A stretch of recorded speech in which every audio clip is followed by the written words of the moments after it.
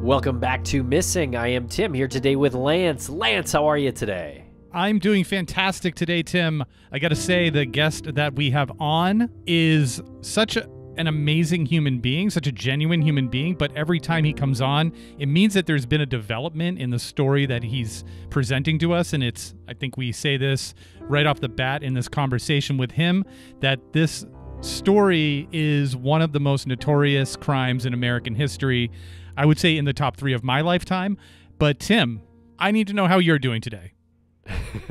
I know it was weak, but I'm still so moved by the conversation we just had. Yes, I'm doing great. Thanks for asking. And I think Wesley Anderson is one of our favorite guests. He is a former sheriff, a former homicide detective, and he's now an author. And he's written this book called Lou and JonBenét, a legendary lawman's quest to solve a child beauty queen's murder. And the book came out last year in 2023. We had 2 interviews with him around the time of the book's release. We recently re-aired those episodes because of the new Netflix documentary, Cold Case, Who Killed JonBenét Ramsey, by Joe Berlinger and his team. And the docuseries sort of follows along with this book and how it describes the intruder theory in JonBenét's case, and sort of additionally tries to take the focus off of the Ramsey family, John, Patsy, Burke, and John Andrew, and everyone associated with that family. And that is not easy work to do. And it's kind of hard to describe unless you've seen this out there or had conversations out there. But when this happened, when JonBenét was murdered in Boulder, Colorado in 1996, in her family's home, and of course she was 6 years old, the main theory that was sort of floated out there by the Boulder Police was that the Ramsey family did this, even though there was no evidence that they did. And so many years later, there's been a lot of media on the case. There's been a lot of books written about it. A lot of people who had heard that theory never moved off of that. And I don't know why exactly that is. If that's just sort of a first impression thing, or maybe, some folks haven't looked into it too deep. But what this book, Lou and JonBenét, does is look into it extremely deep. And John Anderson was friends with Detective Lou Smit and received his files in order to put this book together. And that is why we love this book. And so John Wesley Anderson is back here for a 3rd conversation. This is the beginning of December 2024, right after the docuseries came out on Netflix. Yeah, well said about all of that. And I just want to add that there is a fundraiser through GoFundMe that we did not bring up in this conversation, but John wanted us to mention. And of course, we're going to support this. It is a GoFundMe, JonBenét, Lou Smit's Family Searches for Justice. So it's the investigative team that is still working independently without any compensation on JonBenét's murder. So if you go to GoFundMe, you can just search JonBenét Lou Smit, and that'll come up. And anything that you can give, all of that goes to paying for investigative services and also for testing any sort of evidence or any material that they deem is relevant to test. So that's very important. And also, if you do get the book Lou and JonBenét that you're holding up, Tim, if you do order that book from any bookseller, you can still go to Amazon and Google and Goodreads and Barnes & Noble, anywhere you can review a book.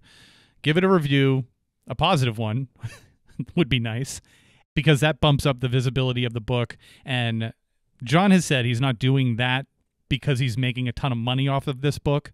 He's doing that because of the information in the book that is Lou Smit's final report, so to speak, on this murder. And there's a lot of important information in there. Yeah, I mean, in some ways, John is haunted by his friend Lou, Lou's ghost, who is pushing this book and this theory, and it's taken a long time to work. And arguably, it hasn't worked. But I think the tide is turning. Yes. And, definitely let us know what you think in the comments. Please tweet about this, forward this interview out. We know the YouTube comments have really been been very active in the re-airing of these episodes. I hope the same is true for this third part here.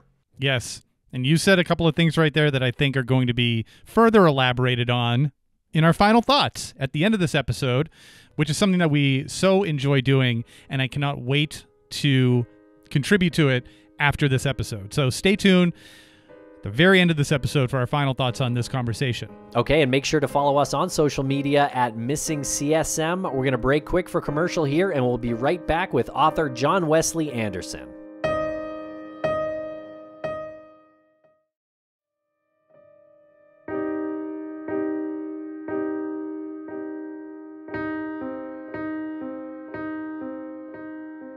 John Wesley Anderson, welcome back to the podcast. How are you today? I'm great, Tim, and thank you and Lance for having me back. I've really been looking forward to the show. Yeah, we've been looking forward to having you back because that means that there's news that might be relevant or kind of breaking, but you, I guess we can consider an old friend of the show now. This is your third appearance. You wrote an amazing book on probably one of the most notorious crimes in American history. But for anybody who needs a refresher on who you are, can you let the audience know? Well, I'm thrilled to be back on the show. For those of you that don't have my background, I was a career law enforcement officer for 30 years and 22 years for the Colorado Springs Police Department. Retired there as a sergeant when I became elected sheriff for El Paso County, Colorado. And while I was with the police department, I worked homicide for 6 years with Lou Smit, who's the main point of the book, Lou and JonBenét.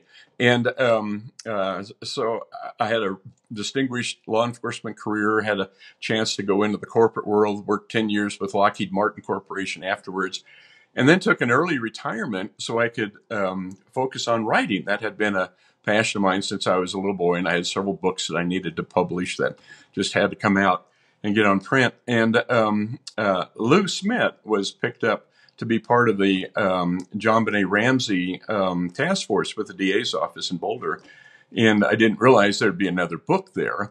And that kind of came about a few years after Lou had passed away. So we'll talk about that more here in a moment. That's kind of a thumbnail sketch of my background. Great. Well, yeah, welcome back to the podcast.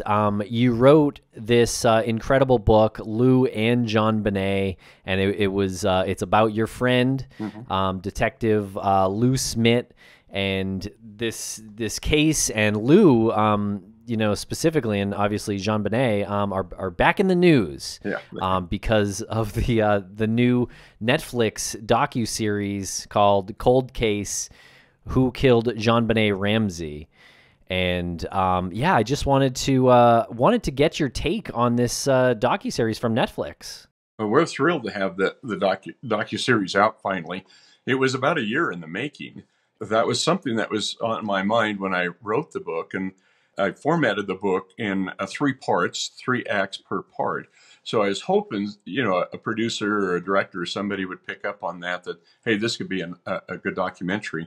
And the whole premise of the book is to keep the story alive, to keep the case from going cold. And the 2 main premises is that the Ramsey family were not involved in the murder of JonBenét. And then secondarily is that this case can still be solved with the DNA that was left at the crime scene. And I think the producer and the executive director did a really good job conveying both of those points. Of course, I'm a little objective, or not as objective as a lot of people, but I think they did a great job with those 2 points.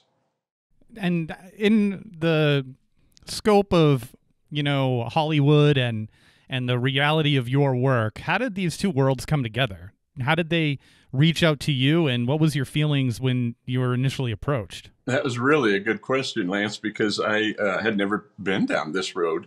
This was my 8th book, but I'd never been involved with helping produce or advise on a documentary, although I had appeared on several, and the case had come up over several times. So this was all a new learning experience, and I was contacted, but gosh, it's probably about 18 months ago by a scout with a Radical Media team. They were the ones who ended up producing it. And he asked me if I still owned the book rights and if I'd be interested in helping support a docuseries. They were focused on a 3-part one from the very beginning. And I said I'd be delighted to. And so there's communications that go back and forth, and non-disclosure agreements and contracts that are signed, just to make sure everybody's on the same page. And that was a learning experience too. And then we started the Scout, the people I worked with originally with their legal team. They handed me off to the executive producer, who we had weekly Zoom meetings every Friday morning. We'd have a Zoom call so we could tag up on what they did the last week, what they're focusing on, who they're going to be interviewing, what are the key things. And they were very open to ideas and suggestions. They didn't take everything that I was offering, but that's fine too. There's a lot of different ways to tell the story. And so we finished it up just about a year ago, got it in the can, got all the raw footage, and then the editing began. And that was very intensive. I was not as involved with the editing. And then they originally tried to produce just a 3-minute trailer, so that could be picked up by Hulu or Netflix or whoever. And in one of the Zoom calls, so the producer said, "Well, we're not going to do the 3-minute trailer anymore." And I said, "Oh, geez, that's too bad. Why?" And he kind of smiled. He said, "We sold the script. Netflix bought it, so we don't even need to do the trailer. We're fully budgeted. We're going right into production." And so that was really kind of an exciting benchmark, in the process. And then they were originally trying to get it out in spring of 24, and I don't know what happened. It got kicked down the road. Might be for ratings, I don't know, but it came to the fall. And timing-wise, I think it was very well timed because, as you guys know, in following the case for so many years, around the anniversary date, December 26th, every year, there's more interest on the case. And so the timing, I think, coming out, right before the holidays was served us really well. There's a lot of buzz, a lot of excitement, and I think finally some momentum being built within the Boulder Police Department to do something. Yes. Okay. Yeah. So that's my my next question here is how is the official investigation changing because of this? Well, we definitely know that the new police chief who started there watched the docuseries and made some comments about it.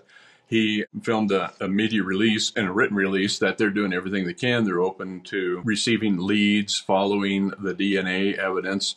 And they were just a little bit more transparent than they have been in the past. And although our team's not met with them in a couple of years, we only had 2 successful meetings, one with the DA that the police department came to, and then later one at the police department that the DA came to. But then the head of the case, Commander Trujillo, cut off all communication with the Smit family team. So that was really, really difficult. So we continued to work, the case on our own, but we were kind of a little bit in the dark. We weren't real sure, how much information they had, if we were crossing paths with them. And that's one of the reasons why I wrote the book. When I wrote the book was to get everything documented. And I was a little concerned that maybe even within the police department and the DA's office, because they've had a change of leadership. This is like the 4th police chief and like the 3rd or the 4th district attorney since when this case happened in 96. And I wondered, well, how much information do they really have on their own case? And I know that sounds unbelievable, but we do know the last time the Smit family team met with Boulder PD, the commander in charge of the investigation was proud of the fact that they've never put the investigation on their intranet, and it's locked in a closet, and he has one of the only 2 keys. And we laughed later, so well, this case isn't going anywhere. What kind of an attitude is that? And when they refused to talk to us anymore, we were really disappointed. So I think this new leadership team that's in place with fresh eyes and maybe fresh information that they didn't have access before, because as you guys know, when you read the book, Lou's intruder theory is very clear, and that's one of the things the producer did well with the Netflix documentary. I think he presented a very objective, clear-eyed was his quote, look at the case, the facts of the case, the physical evidence, which led to the intruder theory. And I think he said this on one of the interviews, Joe Behringer, that when he started this, he was a little embarrassed that, he'd kind of bought into the Ramseys did it theory. And probably, I don't know at what point, but, during the production, he turned around and he said, well, listen, what we've been told is not true. And the more he learned about Lou and Lou's work, And he did get some unprecedented access to Lou's archives, investigative files, the video clips that you guys saw in the docuseries. That was something Lou did about 3 years before he came down with terminal cancer and ended up in hospice. And so he spent all day, 8 hours, videotaping himself with his son-in-law in his basement and going through the slides and the case and the evidence and how he saw that. And I think that was really unique because, rather than me trying to explain, well, Lou saw this is a stun gun and this is why, and here's the photos, you actually get to hear and see him and hear him talk about it. So I think the documentary did a really wonderful job capturing those essential details and getting firsthand information, not just from Lou, but from other people that were involved in the case. You said something a couple of minutes ago that Tim and I both had the same reaction to, and I just need you to maybe expand on that a little bit. What did you say about they didn't have it on their own intraweb or their intranet, and they needed to they had it literally locked up? Correct. Yeah. They most police departments, they have an intranet. People can access website. Like when I was the sheriff, you on the outside could, log into our jail system to see if somebody's in custody, what was the charge, what's the bond. So there's an external, portal. But internally, we keep that digital information very close hold because we might be getting an arrest warrant or a search warrant or whatever, dealing with confidential informants. So that internal intranet is something that we protect and we share information. So you can access it, remotely, or, if you're in the department or if you're out in a patrol car and you're trying to, look up information on a weapon, a firearm. But in this case, not only had it not been digitally scanned, but it was all in paperwork in files that were in cardboard boxes locked in a closet, a janitor's closet, with only 2 keys. So, yeah, that was really appalling to us too when we heard that. And the commander who was telling us this took great pride, that I've got one of the only 2 keys. We do know now that the case has been fully digitized. That was one of the comments that came out in the one of the Boulder Police releases. And so there's more access to it. It looks like there's fresh eyes, investigators on it, commanders, supervisors.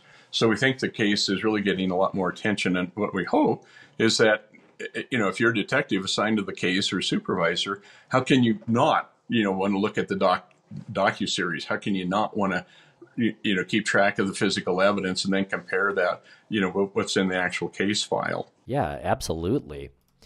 And I know there was a lot of talk in the docuseries about the DNA, and that seems to be still a very prevalent sort of avenue of investigation. What can you tell us about the DNA that was found at the scene? Well, just as a refresher, the DNA came from 3 sources, sources, 3 places. On JonBenét's left fingernail clippings and right fingernail clippings at the autopsy on the 27th of December 96. This protocol, you always take fingernail clippings or scrapings. And so from that sample, they were able to extract DNA, only it wasn't a full, complete, genetic markup. It was only, I can't remember the number, 5 or 6 or 7. And then on her underwear, her panties, there was also another source of biological material that was tested. Now, her DNA is commingled with some of this, but you can extract her DNA, and it left us some additional genetic markers that we had within 3 weeks of the murder. And I shared with you guys before the program a DNA report, 2-page, that came from the Colorado Bureau of Investigation. There's a couple of important things, and you're welcome to post that on your website if you want to. But that lab report at the top, you'll see that it's dated December 30th, 1996.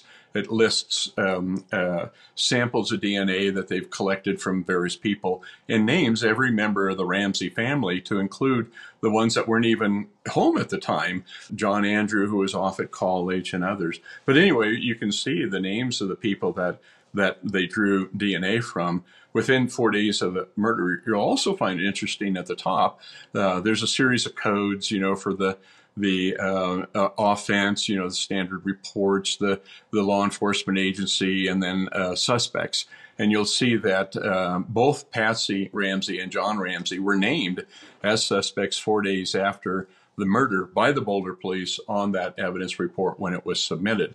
Now, if you turn the report over to the back page, you'll see on January 15th of 97, the lab report comes back to them from the Carl Bureau investigation that excludes all samples that were submitted. So it excluded all members of the Ramsey family.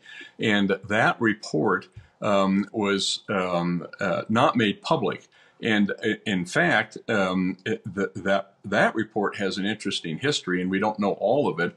What we do know is that about 7 months later, Lou Smit, who's an investigator at the district attorney's office on the task force, he's receiving supplemental information from the police on the case, and he's tracking that. He date stamps it, and he indexes it. And when he gets this report from CBI that's 7 months old, he goes, "Holy cow! This is huge!" Because it excludes the Ramsey family.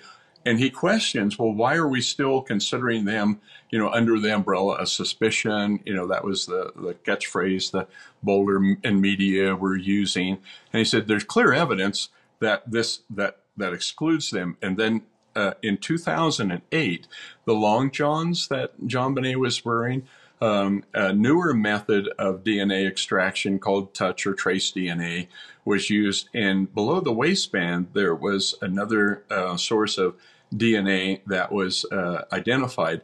That is not a full set of genetic markers, but it is consistent enough with what is on the panties as well as under the fingernails. So we do have 3 sources of compatible DNA, and it was sufficient that when you add the markers together, they're male, so it excludes everyone who's female. There's a high probability that it's Caucasian. There's some exceptions possibly to that, but it gave us the minimal threshold at the time to be entered into CODIS, the combined DNA information system that the FBI tracks. So we've been told that her DNA has been in CODIS for several years, which is huge because that, begins to search, prison populations and convicted sex offenders and eliminates a lot of potential persons of interest. And that has never been identified, but we do know that it's foreign to anybody in the scene. It's nobody that's been searched yet. It's an unknown male DNA, but the location that it's found is hugely important. So we think that there's some advanced technologies that can be applied. Some of that DNA is commingled, some commingled with her. There's a possibility of a second unknown male that could be in there too. So the technology continues to evolve with DNA analysis. Every year it gets better and better. The other thing that is really exciting is every year, the public DNA databases get larger, 23andMe or whatever. And so there's more people from all over the world. And as you guys well know, you don't have to have the suspect in hand. If you can get through the familial DNA into his family tree, and then you can track him, to who's out there, you can start eliminating people until you get down to the one, then you get a good sample from him. And that's exactly how they caught the Golden State Killer. All right, we're going to take a quick break for commercial. And just a reminder, folks, that we will return at the end of this conversation with some final thoughts. Thanks to our sponsors, and now we're back to the program. To go back a little bit on this report that you had forwarded to us about an hour before we got on this conversation is the DNA report, and it says, and this is just me not knowing how to read something like this. At the very top, it says suspects, right? Ramsey, Patsy, Ramsey, John. Is the determination that they are suspects from something previous or from this report? Because it then says later on that they're excluded, but then later on, it says that the DNA profiles, I don't know if I'm going to pronounce this correctly, from the epithelial fractions from the exhibits et cetera, were consistent with John B. Ramsey or a mixture of John B. Ramsey and Patricia Ramsey. Right. Mm-hmm. Can you just explain that to me? Yeah, well, I don't have the report in front of me. Was that in reference to the pubic hair, or was it another sample that was there? It was in reference to the samples labeled 23A and 23B, which were semen stains from black blanket. I guess my question is, they're listed as suspects at the top. Right. Is it because of this report? No. Which also excludes, but then in another sentence says that they're consistent with. Yeah. Yeah. No. This report was generated on December 30th.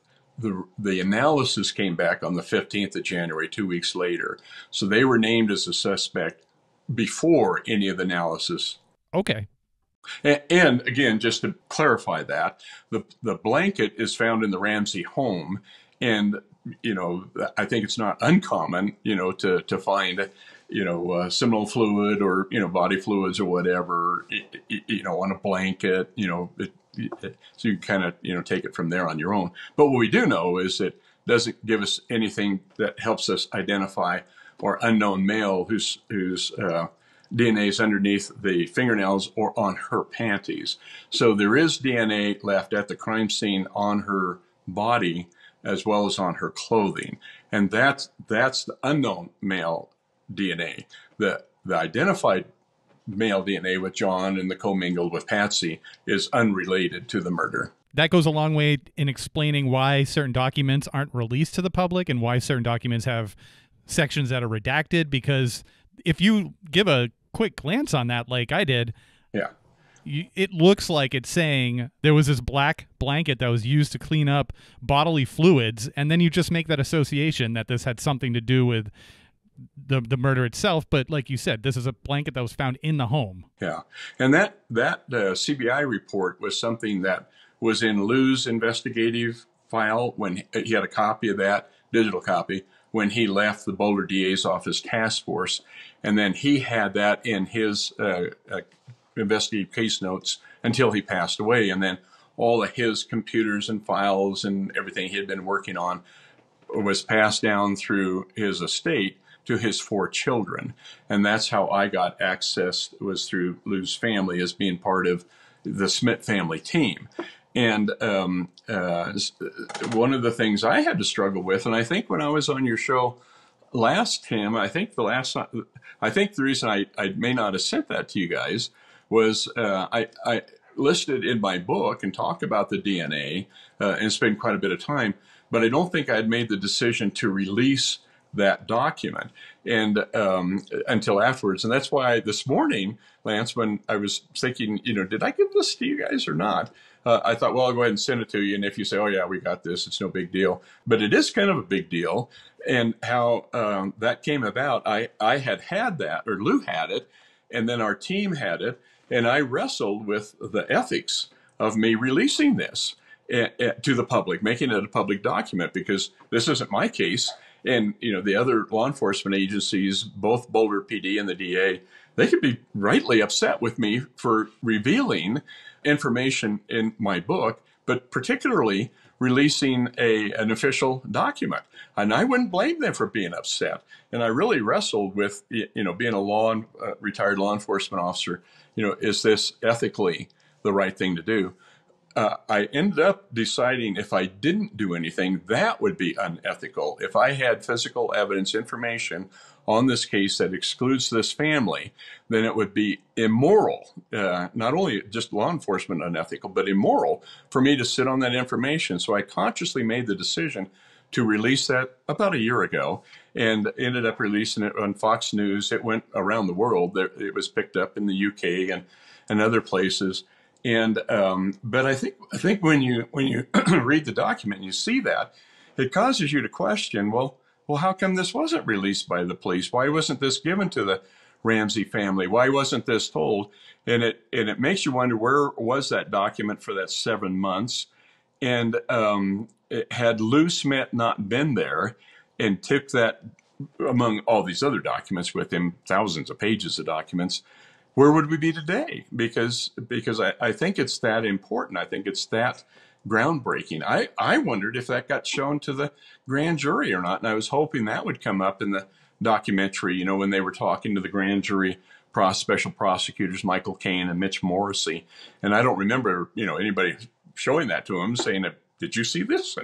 And how can you go forward, you know, with a grand jury and indict the parents who, on December 30th, they're named as suspects, but on January 15th, just 2 weeks later, they're exonerated through the DNA. And it's just baffling to me. So I think what I'm really thankful of with the Netflix documentary and the book and everybody that's helped support that is I think we're seeing some of the facts come out in kind of a new light. And people are saying, well, that's not consistent with what we heard.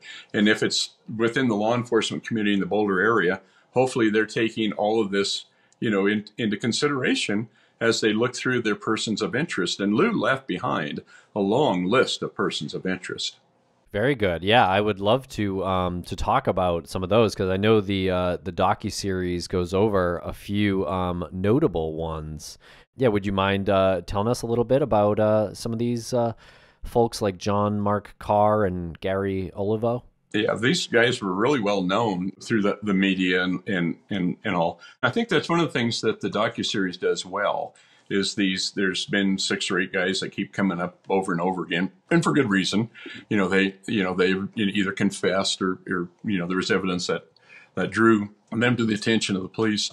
One of my criticisms or inputs was I think we're giving too much time, you know, to these guys. Let's not give them too much because part of the reason people confess to crimes they didn't do is for their, you know, 15 minutes of fame. So I said, if we got to show them, you know, let's get it down to, you know, 90 seconds. Let's just do short little things. And I don't know, did that part go on too long in your guys' opinion on the other people who've been ruled out? Yeah, I understand why you'd say that, because they did spend maybe like half of the 3rd episode on a few of those persons of interest, and obviously no guarantee any of them have anything to do with the case. But you know, I have to say it was pretty informative, and I'm glad that they did cover it, because it gave me some more information, and I think ultimately a lot of people want to know about those folks.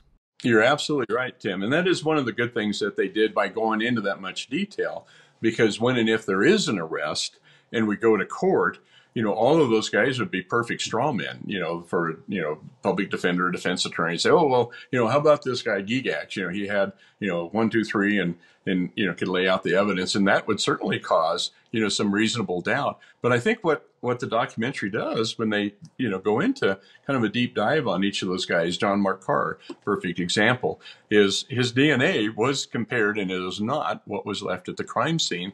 Although he was, you can see why, you know, people were interested with him and Michael Tracy, just the way, you know, he presented, you know, the kind of inside knowledge of the case. I think that was really worthwhile doing, just to eliminate the possibility of that coming up at a future trial. So on the same hand, I think one of the things that they did do well is there was kind of an interesting, one of the things I talked about with them during the production was I think it'd be interesting kind of a then and now. You know, if you talk to the people that were really involved at the beginning and then go back now and see where are they. You know, this in many cases had been kind of the high water mark of their careers, whether they were, you know, prosecutors, part of the grand jury, you know, prosecution team, or detectives. You know, where are they now? What are they doing?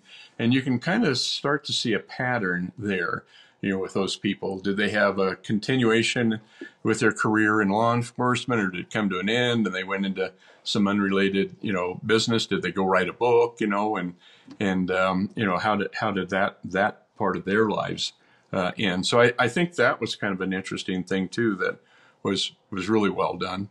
Yeah, agreed. And also, just going back to the suspects, I think it's important, but it's unfortunate because you ultimately and inevitably have to bring in the names of other people when you need to explain that there are other suspects. But did you think that was important to show, or to just create some more space from the Ramseys? I hadn't thought about it from that perspective, Lance, about creating more space. But I think what I was looking at was so many people that you would talk to would think, oh, I think it was the brother, Burke. And then when you tell them, well, did you know his handwriting was compared and ruled out? Did you know that his DNA was compared and he was ruled out? When people start hearing that physical evidence, and it was baffling to me anyway, when people talked about, thinking it was him. He was 9 years old, and how sexually advanced is he going to be? And when people, start hearing details of the crime and the way it was committed, she clearly was tortured and violently sexually assaulted in the way that happened. I think a lot of people start realizing, well, I didn't know all of the facts, and when this comes out. With Burke, I think it's interesting too, and I heard this directly from a senior person with Boulder PD. Burke Ramsey is the only person that the Boulder PD officially ruled out of the suspect list, but that information hasn't gotten out there, and so I think that's one of the things this documentary does do, is it helps eliminate the Ramsey family without any reasonable doubt. There'll always be someone who says, oh, I think it was a cover up and whatever, because of whatever their theory is. And a lot of people will continue that up until the time, that an arrest is made and a conviction. And then, they'll, back off and, oh, well, yeah, I kind of thought it might have been the mom, but, now I think it's not. I think from an evidentiary point of view, docuseries does a really good job there, laying that foundation. I agree. It is wild to hear the theories or see the theories about Burke, knowing he was 9 years old at the time. I have a child who's 9 years old. Like, it is so unfathomable that someone that age could do that to anybody, let alone their sister that they've been living with.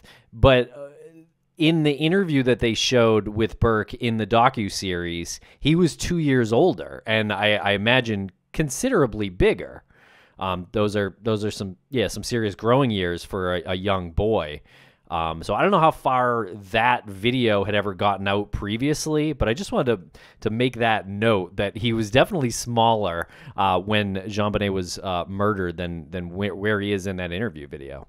Yeah, very, very, very good point. Yeah, I don't know what he weighed, but when you look at that for the photos of JonBenét on her bike that she'd gotten for Christmas and Burke standing over his shoulder, that was such a perfect Christmas morning for him, and they're so happy, and not a mark on JonBenét. And I can't remember her weight. I think she was 6. I'm guessing she was like 45 pounds. He might have been 20 pounds stronger or bigger, certainly stronger, but he wasn't an aggressive kid. I mean, these two played well together. He was her big brother. He loved that his sister, and they had always played well together. And when somebody suggests, he poked her in the face with that train track because he got mad over, some stupid thing. It's like, well, that's never happened before. And again, when you look at that pattern, where were they then? Where are they now? Bert is a decent young man, and he's, a functional, adult. This has been traumatic, no doubt. Any of us who went through this would have a hard time. I got a question for you, Tim. Being a father, one of the things I wrestled with in my book, and the producer made the decision to do this, but in JonBenét's autopsy report, you may have seen the photo of the skull cap that they had laid out that had the 8-inch depressed skull fracture. Do you remember seeing that in the docuseries? Yeah. I wrestled with, again, ethics, being a dad and the author of the book. Is that probative for me to put in my book? And I chose not to. I had that photo, and I thought it might be sensationalizing. I had an argument with another author who said, John, you're making a terrible mistake. It's got to be in there. People will never believe if you're just describing, that it's an 8-inch, skull fracture, the right side of the skull, and it's a depressed skull fracture. That won't carry near the weight as if you show the picture. And I understand exactly what he's talking about. But as a dad, would you be offended if this was your child and someone put that on the video? Or do you think it's worth is it worth the risk? Is there a benefit, a return on investment for doing that? Gosh, that's disturbing to think about. But I guess it's there's a reason for it, right? To put it out there, it's helping the Ramsey family and the case potentially. But with that said, I can totally see why you were hesitant to put it in your book. There's several parts that about this murder that are just so disturbing and almost hard to wrap your head around. And especially when you see some of those pictures, like the Garrett that choked JonBenét. It's even hard to say some of these words. It is so disturbing. Like how indented that was. Yeah, that was clearly a torture weapon. He could have hit her over the head first. I do think when you see that in the docuseries, when you see that level of injury, and someone's trying to say, no, Patsy just got upset and in a fit of rage over a bedwetting incident, banged her head against the bathtub. You think, holy cow, that's not even at all possible. This is a depressed skull fracture. It had to take substantial force. Lou believed that it may have been inflicted with the aluminum baseball bat that I mentioned in the book that's in the backyard, and there's a fiber from the carpet that came from the basement attached to the bat. And other people speculate, and I think this was in the documentary, that maybe it was that mag light that might have been used. But I carried a mag light with multi-cell, 3 or 5 cells, aluminum mag light for years when I was on the police department, and I'm not so sure you could deliver that sufficient force. So I think Lou may have identified one of the 2 murder weapons. She certainly 2 causes of death: strangulation from the garrote, as well as the blunt force trauma with a depressed skull fracture, which is also very unusual to have 2 causes of death. Normally, in most cases, you have 1. So I think one of the fascinating things that comes out, is when you eliminate the Ramsey family and you look at the list of evidence and you start eliminating, what was brought into the crime scene, what was left behind. Well, one of the most alarming things that's left at the crime scene is the ransom note. And you have to say, well, geez, you have an unknown male, and if the Ramseys are not involved, and Patsy took polygraphs, John took polygraphs, if you eliminate the family, how much more clear could it be that the motive was this 2.5-page demand for ransom to return your daughter? All right, we're going to take a quick break for commercial. And just a reminder, folks, that we will return at the end of this conversation with some final thoughts. Thanks to our sponsors, and now we're back to the program. And it is you and Lou's belief that the ransom note was written before the intruder took JonBenét from her bed. Do I have that right? Yeah, that was Lou's conclusion, that while the Ramseys were away from the home attending the dinner Christmas night, that's when the suspect or suspects, he always left the door open to maybe be more than one, when they entered the home through the basement, that they sat and wrote that note, 2.5-page note. And when you read the note, it's not past tense. We killed your daughter. Your daughter is alive. She's safe, or whatever. Don't know how much stock you can put into that. But Lou believed that the note was definitely written prior to her being abducted from her bed. And I think he was right with that. Yeah, that seems to make more sense, as you noted, the tenses. But also, it does seem like he did intend to take her, and or even if that's not what you believe, it does seem like something changed during his act, because if he did sneak in and was waiting there was sort of signs of panic later. Yeah, you're absolutely right, Tim. Clearly this guy had a behavioral, he was a sexual offender who made this plan for a kidnap for ransom. He wasn't a kidnapper and then decided he's going to do this. It's the other way around. So Lou always believed that something happened in the basement. Either he couldn't get her out the window, she started fighting or screaming, and that's when it changed. Maybe his intent all along was the sexual assault, but that's when he took her to the wine cellar, the boiler room, where the sexual assault and the murder. Lou thought she was killed in the boiler room, and then her body was moved into that wine cellar behind that closed door. Tim, or Lance, I got to drag you into this debate because I still wrestle with this on the skull cap. You saw that too, and it is a shocking image when you see that from the autopsy. Do you think I should have included that in my book? Do you think the producer should not have included that in the docuseries?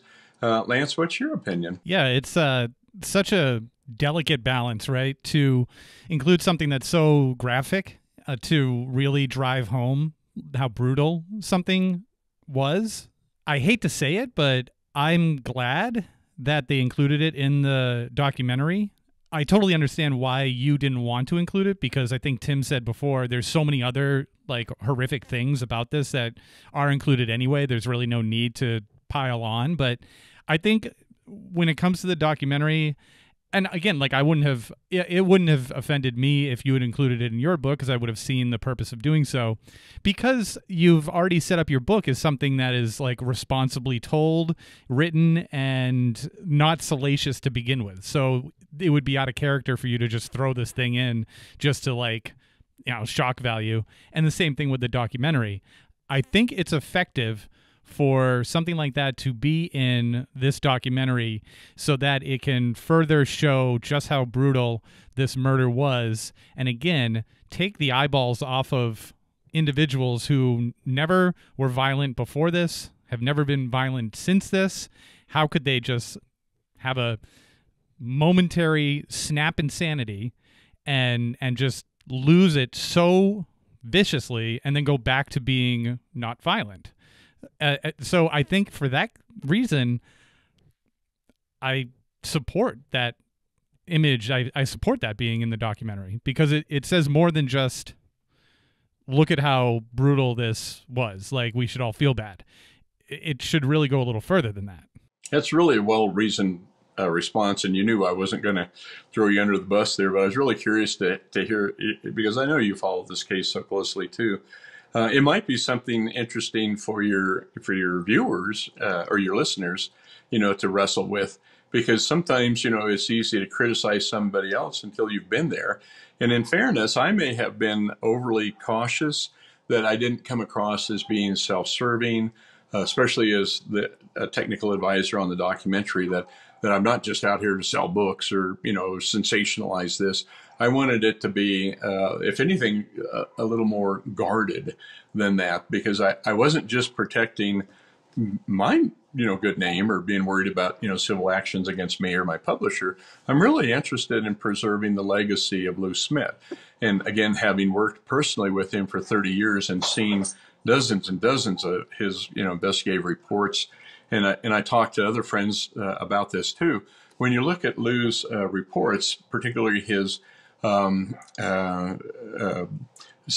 that has 883 entries, 53 columns, and you can find little notes where he mentions, Santa Claus or the candy canes or, the housekeeper or something. This truly was Lou's finest work. It was his finest hour. It was his opus. And what he left behind, if there is ever a person identified and arrested, convicted, it's directly attributable to the commitment of one man, Lou Smit. Wow, yeah, very well said. And you too, I would add, because the work you've done, sort of carrying his torch, is remarkable and very admirable. Thank you, Tim. That's very kind. But I have to keep going back that I'm just one person that's part of this team, the Smit family team. All of his children, grandchildren now, they're involved. So it's 3 generations of the Smit family, and other homicide detectives who have come and got involved. And Dave Spencer. He was one of our homicide partners, one of Lou's closest friends. The book is dedicated to Lou and Dave Spencer. And Dave worked the case, right up until the time he went into hospice about 4 years ago. And in fact, he passed away on JonBenét's anniversary, December 26th of 2020 is when Dave Spencer passed away. And the last conversation I had with him was outside of Lou. He was probably my next closest friend. It was the same conversation I had with Lou, and Dave turned over his investigative notes to me that he had kept for years. And he said, this needs to go back, to the team, and don't forget this guy, and don't forget this guy, and keep working this. So, I wrote the book partly because I just I'm turning 71 next month, and I'm writing other books. And I keep laughing, telling the friends or family that, I'll learn something new. The book I'm working on now is about dinosaurs, which I've always been fascinated with, completely unrelated to true crime. And I'm having a ball. And I've been working on it for about a year and a half. And I love that. But I'll learn 2 new things about dinosaurs and 3 things about the case fall out the other side. So the further you get away from the case, and the more interference you have with other technical things, the harder it is to keep a grasp of all that. But I also knew there was a reality, that, after Lou passed away, Dave passed away, it's kind of like, well, geez, you might be the last man standing. You better get, this down in paper. And Lou was very careful, of, protecting the integrity of the investigation. Dave was too. And that was the other thing I wrestled with. Is this, the right thing to do, to write this book? And it's not a tell-all, but it's tell a lot. It's getting a lot of information out there that's really not usually shared. And again, the law enforcement agency, Boulder PD, the original agency, or the DA's office, they have every right, to be upset with me. And I'll just have to own that, that if they don't like what I've done and think it's unethical, well, okay. But when you look at the alternative, and I keep going back to that report that I sent you, how many people in the Boulder DA or the police department knew about that? Nobody in the DA's office did until Lou got it, 7 months after the murder. I'm sure he told, Alex Hunter, but, how many other people realized the gravity of that report, the DNA exonerating, the family. And Lou knew that DNA is what's going to solve this case. And that was something that really came out in the documentary and the follow-on interview with the producer, Joe Beringer, did, with John Ramsey after it came out. He has a really good understanding of the DNA and what can be done with it. And hopefully we'll see some progress there. Now you got me thinking about the inclusion of the image of the skull in the documentary, and I'm wondering if, in your opinion, does that do anything for the individual who is responsible for that if they were to see that in the documentary? Does that,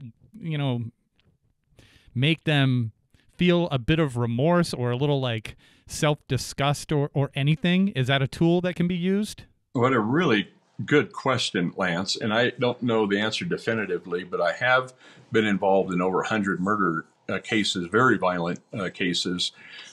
This is one of the most violent cases I've ever been involved with. Sexual assaults or particularly murders are particularly difficult. Then complicate that with it being a child victim.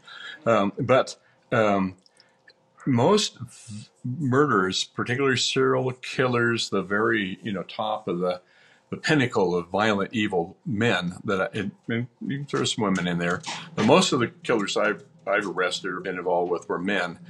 And many of them, if not all, have this narcissist attitude, that,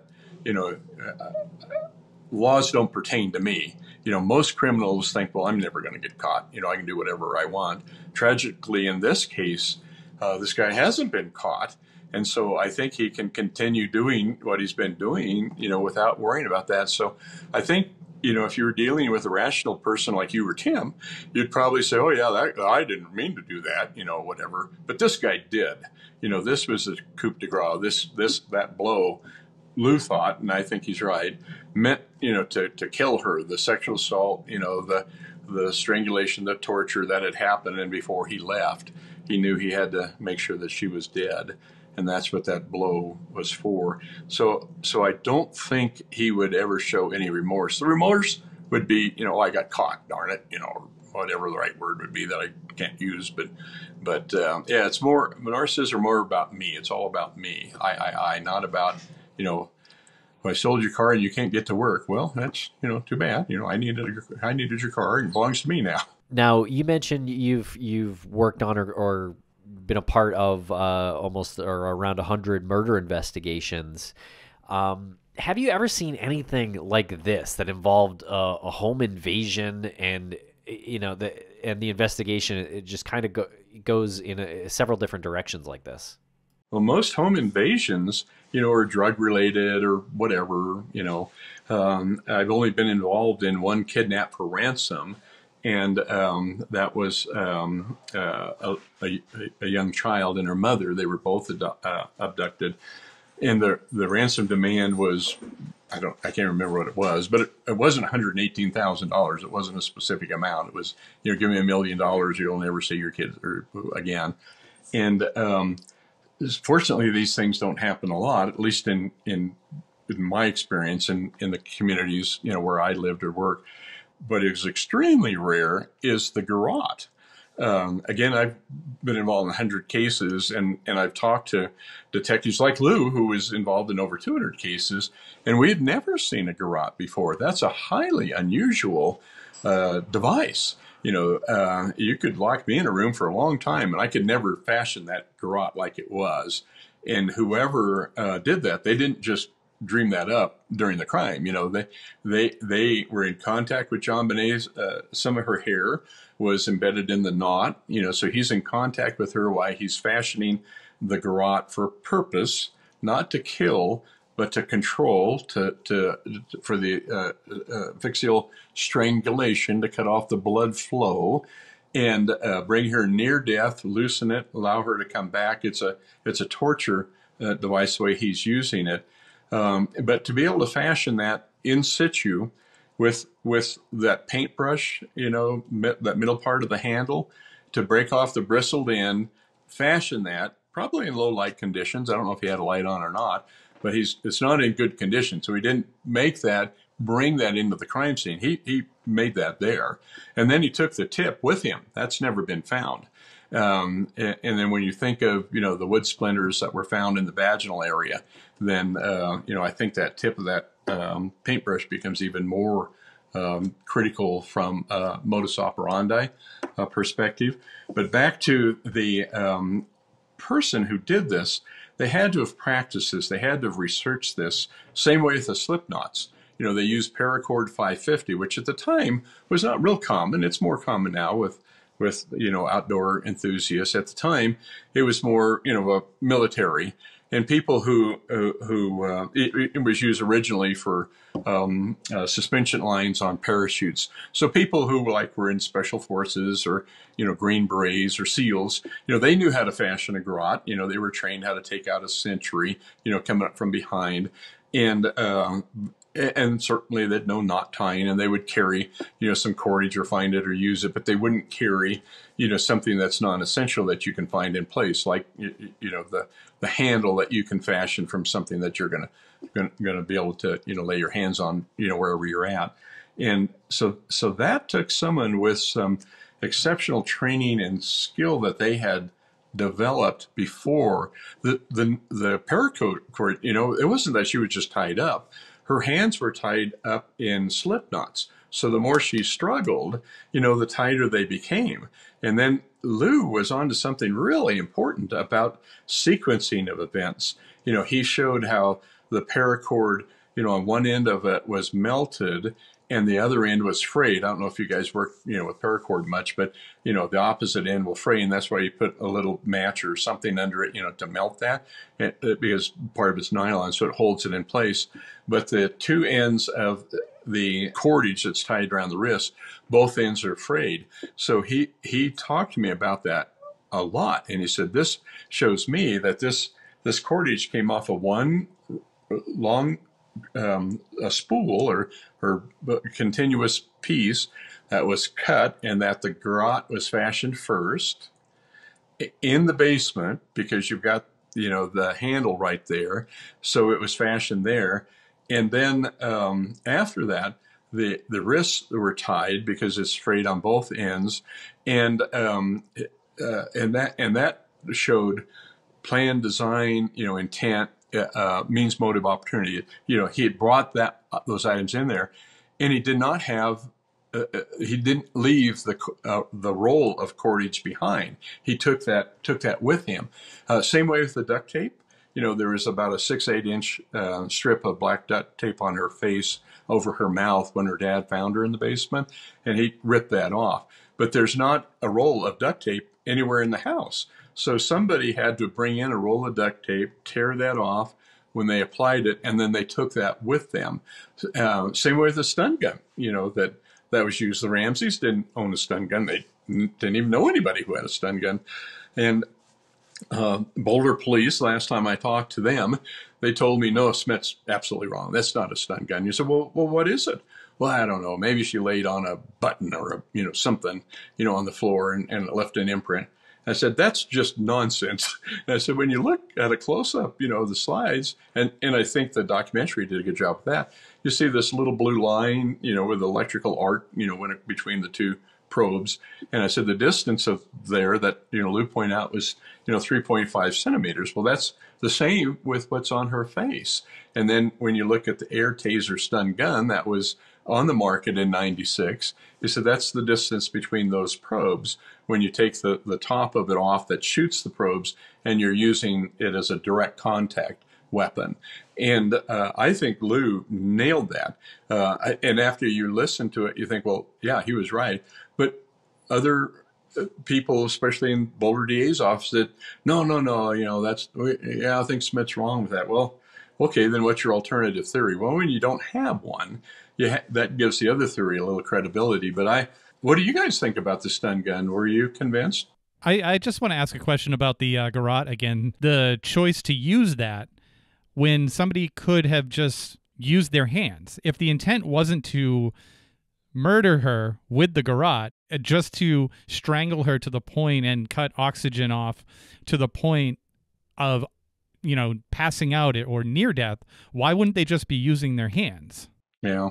If you're just going to strangle somebody and kill them, you probably would just use your hands. Or even if you were intending to just barely, bring them right to the brink of death, what does that say? Yeah, I don't have a good answer for that, Lance. My only guess might be that they needed to be hands-free for something else.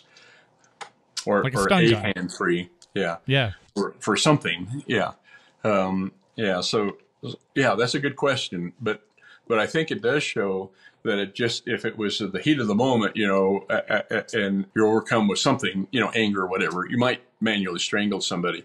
But it takes much more thought, planning, design, to use a weapon, especially if you're introducing something that's foreign to the scene, the cordage.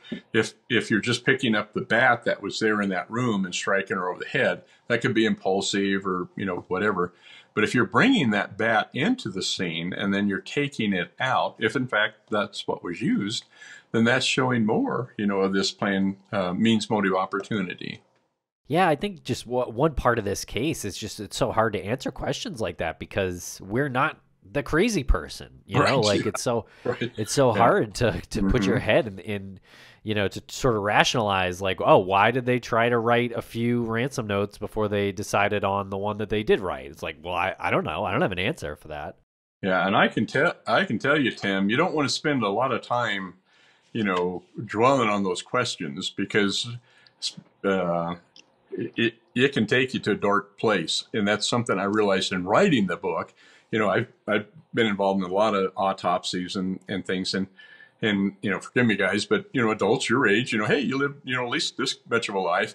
And you made decisions in a lot of cases. Some were bad decisions that led you to the end of your life, for whatever reason. Not that there's any justification for killing someone else. But if it's a child involved, especially a 6-year-old, she didn't do anything, she made no decisions to get here. She's one of the most innocent victims, you could possibly have. And so for me as an author, reading the autopsy report, reading the interviews, reading the police reports, deciding which photos are going to be included, which ones are not, and trying to get in the mind of the killer like Lou had done. If it were me and I came into the basement through that window well and I went upstairs in her bedroom and I, stun gunned her, where would I stun gun her first? If I sexually assaulted her, if I created, this garrote, how would I do that? Yeah, and the sexual components that follow. Those are not healthy discussions. And it's one of the reasons after I finished this book, I decided to do something completely unrelated and go back to another passion I had and was fascinated with and learning more about dinosaurs. So it's been a great escape for me. So it's really tough. And I'm sure the people who have been involved in the case, probably the Netflix people, who produced this, that team, this was probably really difficult for them too, because they're not, trained, police professionals. I know many of them did other, true crime or crime related documentaries where you're meeting, some really bad people and portraying, some really bad situations. But this has got to be one of the worst of the worst. So at some point you got to get, a mental break away from that and not let it really drag you down into that. Well, dinosaurs might not be too close to the true crime genre that we typically approach on this show, but you're more than welcome to come back to discuss that book when it's been published. And one final question here, John. In your opinion, is there an arrest coming sometime soon? I don't know. I don't know how much of what we're hearing now is wishful thinking or if there's something that percolated out there. I know our team have given Boulder PD, everybody, everything we've got. We keep sending it to them. We don't want to be sitting on something that might solve this case. So we probably really have been a bother to them, and given them too much information. Our top 20 list, when we eliminate a person of interest, we have another confidential list that we shared with them. The people at the DNA labs, we've given them the name, email address, phone number of the contacts we have that we encourage them to, to follow or contact. And so we've tried to give everything we possibly could to help further the investigation. So hopefully what we're hearing now is maybe a commitment of leadership, to do something with this. I think the documentary did put pressure, on the chief and the department, and people asking, well, why aren't you doing something with this? Whoever those people are, is it the mayor? Is it, the governor? I don't know. We tried to put pressure on the Boulder PD through the governor's office a year and a half ago. You guys may remember that through an online petition that we were trying to force, the DNA evidence to be released, even not to us, maybe just go to a third party lab or somebody. And that didn't go anywhere. So I think the strength of the facts of the case coming out in the documentary has really been enlightening to the community, maybe to the department, and people are realizing, we really didn't give this case our very best effort, and that really needs to be done.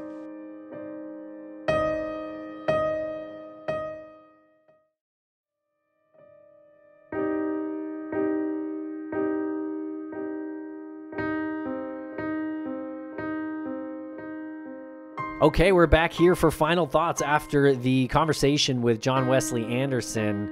And again, just a great conversation. He's definitely one of our favorite guests. At the beginning of the conversation, before we started recording, he let us know that he had knee surgery. He hadn't taken his medication because he wanted to make sure that what he was saying was going to be clear and well-spoken, and he really delivered on that point. And we went over an hour with him, and then we talked a little bit after. So I hope that he is now properly medicated and his knee pain is subsiding, and we do appreciate him going out of his way to talk to us today when he's in the middle of this surgery recovery. So thank you, John, for that. Yes, absolutely. And so another great conversation with him. I feel like we covered a lot. This DNA this document that he forwarded us right before the interview started was a little eye-opening to see. I mean, my God. I mean, it's dated 1996, December 30th, 1996 is when I think it was submitted. Yeah, and that date's here. It's interesting to see, and I definitely need a little help reading it because there's a lot of letters, and I'm not used to reading things like this. Right? But yeah, yeah.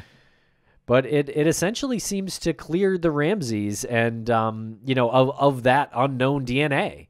Yeah. So, whether you think that that's the killer's DNA, I mean, if you do, then I guess you're off of the family, right? If you don't, then I don't know. I don't know what to say. But it seems like that's the killer's DNA. Yeah. As he forwarded this, I kind of gave a chuckle because, I'd been watching the documentary, the docuseries, refreshing my, information on him and Lou Smit. And then he's like, oh, I forgot if I did this. And he sends it, and it's like an hour before, and it's legit, like Colorado Bureau of Investigation's laboratory report. It lists suspects, Patsy Ramsey, John Ramsey. It goes through the exhibits with the, exhibit number 5, number 7, number 14, bloodstains from the shirt, from this, from that, saliva. And it took me like a good 45 minutes. Like you said, I don't know how to read this. Like, it took me like 45 minutes just to wrap my head around it. And I'm wondering, like, is there anybody in this, like, in within 50 miles of me right now that has the Colorado Bureau of Investigation lab report on JonBenét Ramsey open on their computer right now? Like, just the wildness of that moment is incredible to me. But I'm glad that he cleared up a couple of things that were confusing to me. And one of the things was, when this was submitted, did they then list John and Patsy as suspects based on the report, or were they suspects before? And he answered that clearly and said, well, no, because this was December when they were suspects immediately, but the report completed on January 15th of 1997, so less than a month later. And it goes through and explains that they are excluded with other family members and other individuals. And then I was confused about DNA that was consistent with John and Patricia. And he explained, like, well, that was just from something that was in the home. So you can't make a conclusion on something that wasn't part of, like, the crime scene. So that cleared it up.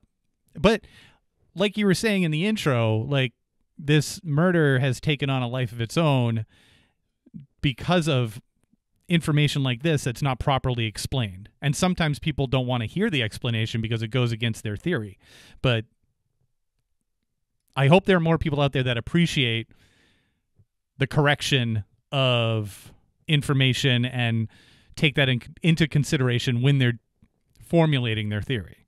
Right. And yeah, I have to wonder what is going on exactly in this case. If there's I mean, obviously there's confirmation bias out there. I think you could argue whatever side of this case you want, there's confirmation bias, whatever side of the coin or the fence you fall on it. But it's strange to me that most people who heard about this case years ago, maybe they looked into it, maybe they didn't, but they still think the family had something to do with it, and it takes work to extract that thought from people. And I never really looked into the case, so I have to wonder if that's why I was willing to accept the intruder theory more willingly than folks who had been convinced that the Ramseys had something to do with it. I don't know if that's the case or not, but what do you think? I think it's some of that, but it's also, you and I have talked to so many people who have been part of an investigation or family members of people who were abused and murdered or suspected of being murdered by their abuser, parents who are abusive to their children, their small children, and ended up murdering them. And all of those situations have a certain common denominator of the type of person that does something like this. And I'm not going to generalize, but I'll just say there's always something that can connect the type of people that do these things. And when you're looking at Burke Ramsey, he doesn't have that common denominator as a 9-year-old boy. He's never been violent before. He was never violent after. And the same thing for the family. Same thing for Patsy and for John. So I think like part of our confirmation bias is that there's no flags on the family, and everything is flagged towards an intruder. Yeah, I mean, I think some people will point to, oh, well, it was Patsy's paintbrush. And, you know, JonBenét had a bedwetting problem. Well, that is pretty normal for a 6-year-old kid. And the paintbrush was with her paint supplies in the basement. When it seems like, to me anyway, that the intruder decided to fashion a weapon, or in his sick head, needed to fashion a weapon at that moment, and that's what he used. It is really wild to me to think of any outcome in this case. Absolutely anything, right? If there's a home invasion, there's some secret intruder who entered the house, maybe knowing that they weren't going to be there, and waited around for hours, walked around, looked at John Ramsey's office and found that $118,000 paperwork that said that was his bonus, wrote a few tries of the ransom letter, finally wrote one that they wanted to leave, and then they came home. The Ramseys came home and then did all this, right? So I know that is hard to believe, and it is. That is wild to think that, well, someone that bonkers isn't going to be patient enough to wait. It's like, well, I don't know. You know, it's, as we sort of talked about, it's really hard to put yourself in the head of someone who might do this. But what is equally as crazy, Lance, is the opposite, right? If we're saying Patsy Ramsey had something to do with this, or it was an accidental fall and her and John, they covered it up. Okay, well then why did they sexually assault her with a paintbrush? Like, are we saying to stage the scene? You know, like, I'm sorry. There's no way. I find that more unbelievable than I find some sexual predator sneaking into a house, looking after, you know, trying to abduct a beauty pageant queen. Yeah.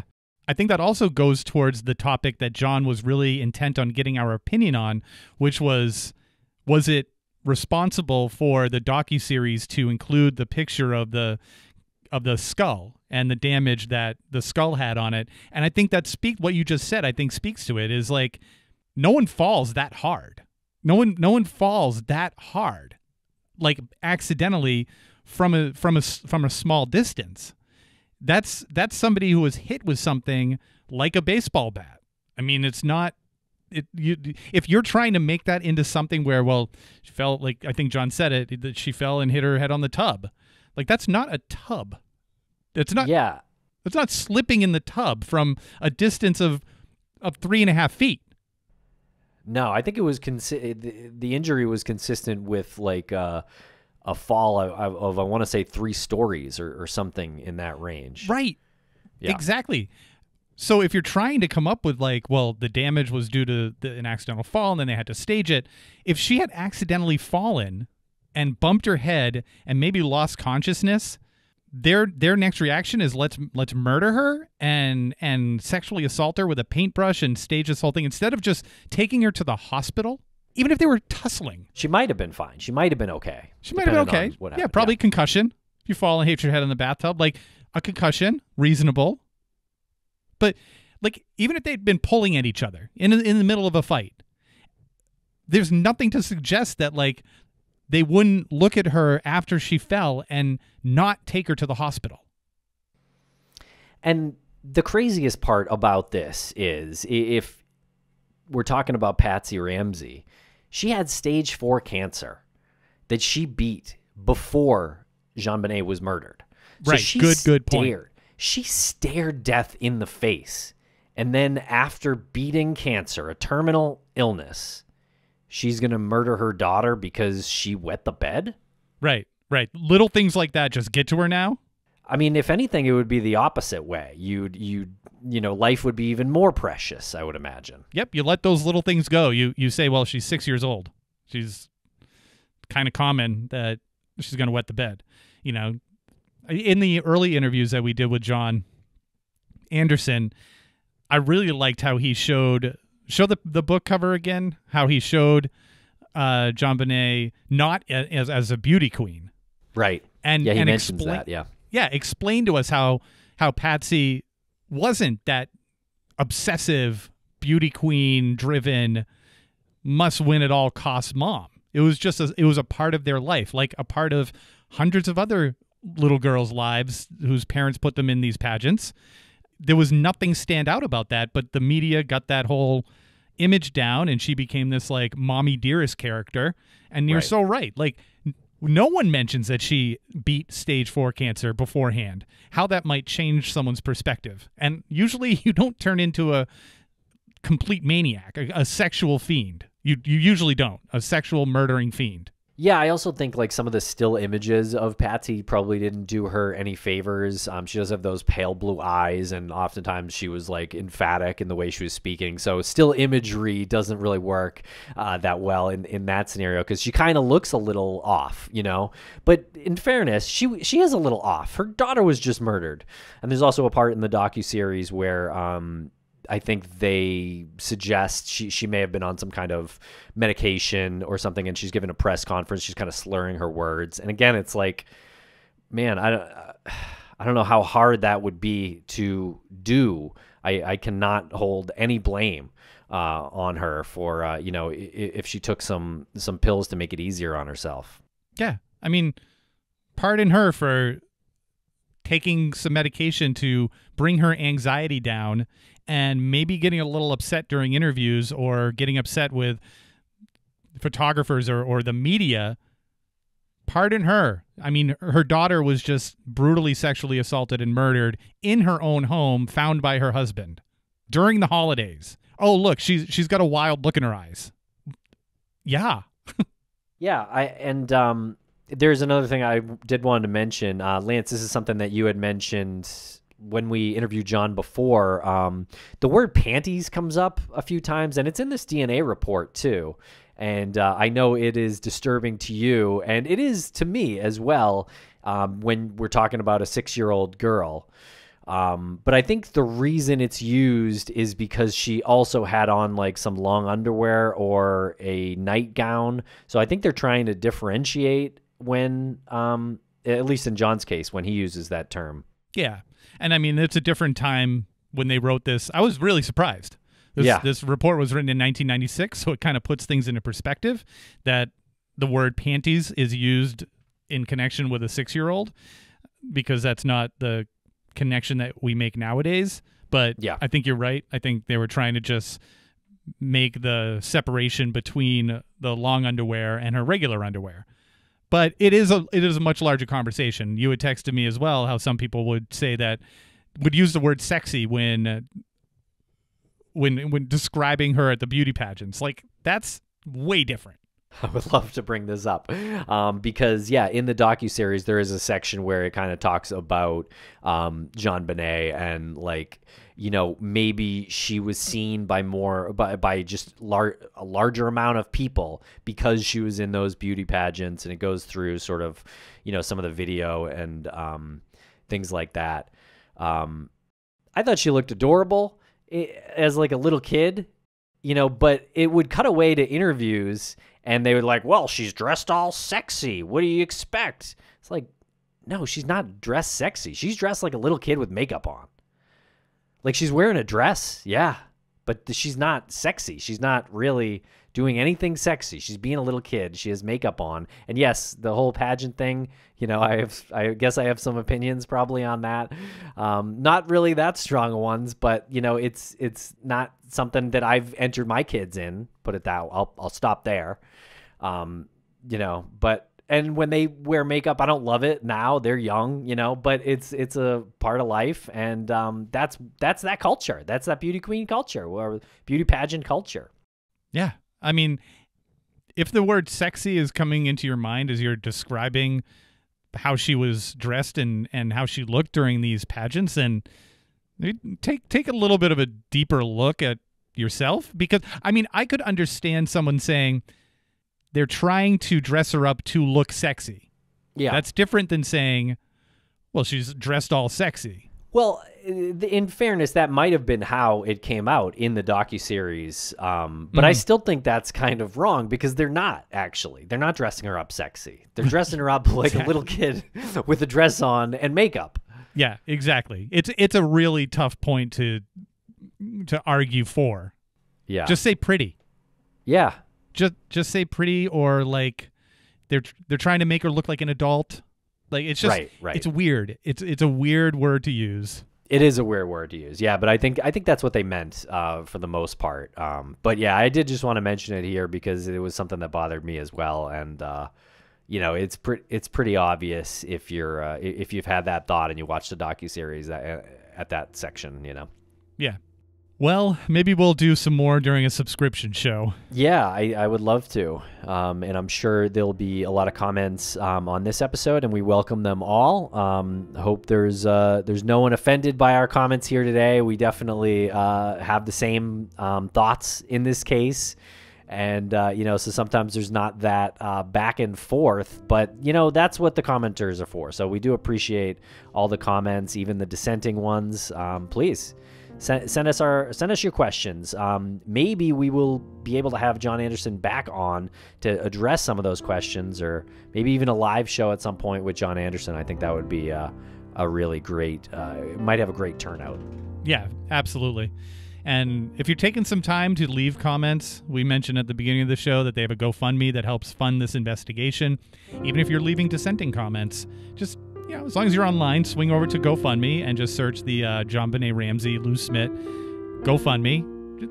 Give $5. Even if you disagree, just give $5. Maybe they'll uncover some piece of truth that was part of your theory. So you'd help with that. Thanks a lot for listening, everybody. We really appreciate it. Please follow us on social media at MissingCSM and get John Wesley Anderson's book after you watch the Netflix documentary Cold Case: Who Killed JonBenét Ramsey.